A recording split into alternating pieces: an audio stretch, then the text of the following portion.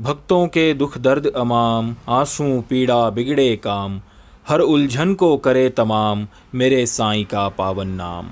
ओम साई राम, नमस्कार, प्रणाम। एक बार फिर से आप सभी का स्वागत है साई के दीवाने चैनल पर। दोस्तों, साईं बाबा के जीवन की कहानियों पर आधारित हमारी इस नई वीडियो सीरीज़ में आज का ये तीसरा एपिसोड है।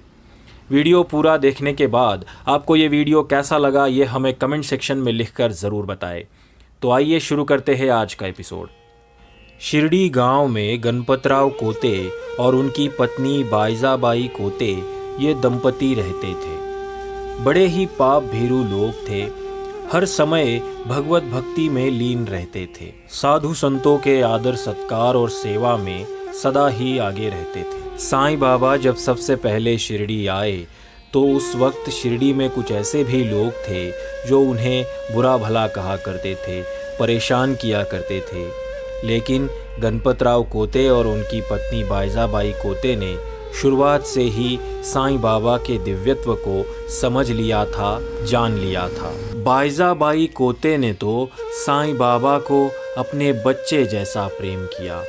वो हर रोज़ साईं बाबा के लिए खाना लेकर जाती थी और अपने हाथों से बाबा को खिलाती थी। बाबा का भी उनसे काफ़ी स्नेह था।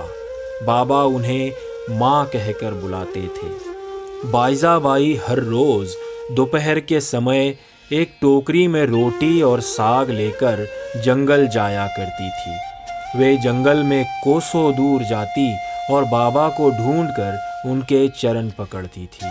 बाबा तो शांत और ध्यान मग्न बैठे रहते थे। बाइजाबाई एक पत्तल बिछाकर उस पर सब प्रकार के व्यंजन जैसे रोटी, साग आदि परोसती और बाबा से भोजन कर लेने के लिए आग्रह करती। उनकी सेवा तथा श्रद्धा की रीति बड़ी ही विलक्षण थी। प्रतिदिन दोपहर को जंगल में बाबा को ढूंढना और भोजन के लिए आग्रह करना। उन्होंने बाबा को सदैव ईश्वर के समान ही पूजा। बाबा उनसे कभी कभी कहा करते थे कि फ़कीरी ही सच्ची अमीरी है, उसका कोई अंत नहीं। जिसे अमीरी के नाम से पुकारा जाता है वह शीघ्र ही लुप्त हो जाने वाली है। कुछ समय बाद बाबा ने जंगल में विचरना त्याग दिया और वो शिरडी गांव में मस्जिद में आकर रहने लगे और इस तरह बाइजाबाई के कष्ट भी कम हो गए। लेकिन बाबा के लिए खाना लाने का क्रम बाइजाबाई ने पूरी उम्र भर जारी रखा।